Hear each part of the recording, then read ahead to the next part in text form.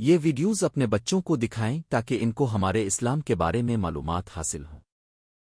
وہ اپنے آپ کو خدا کہتا تھا میں تمہارا سب سے بڑا رب ہوں، لیکن جب موت آئی تو وہ سمندر میں ڈوب گیا، مگر اس کا جسم آج تک محفوظ ہے۔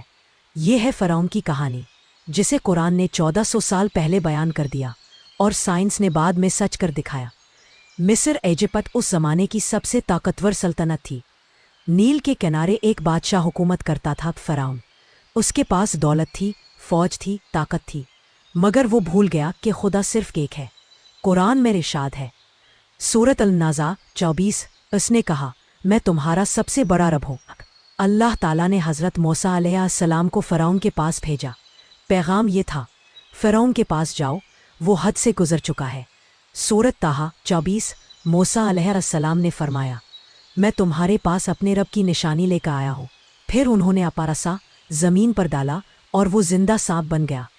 فرعون نے کہا یہ جادو ہے اور اپنے تمام جادوگر بلا لیے، لیکن جب موسیٰ علیہ السلام کا ایسا ان سب کے جادو کو نگل گیا تو بہت سے جادوگر سجدے میں گر گئے اور بولے ہم ایمان لائے موسیٰ اور ہارون کے رب پر۔ فرعون نے انکار کیا۔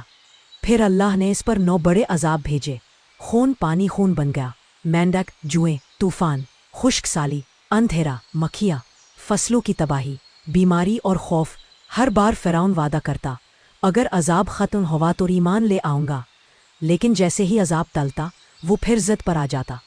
آخر کار جب حضرت موسیٰ علیہ السلام اپنی قوم کو لے کر مصر سے نکلے، فرعون اپنی فوج کے ساتھ ان کے پیچھے آ گیا۔ سامنے سمندر تھا اور پیچھے فرعون کی فوج۔ بنی اسرائیل بولے اے موسیٰ اب تو ہم پکڑے گئے۔ موسیٰ علیہ السلام نے فرمایا ہرگز نہیں، میرا رب میرے ساتھ ہے، وہ مجھے راستہ دکھائے گا۔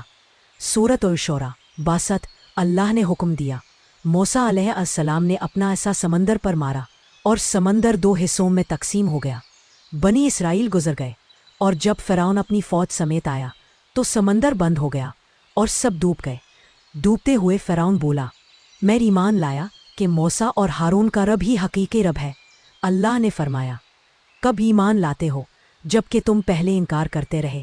سورۃ یونس 91۔ پھر اللہ نے فرمایا آج ہم تمہارے جسم کو محفوظ رکھیں گے تاکہ تم بعد والوں کے لیے عبرت بن جاؤ۔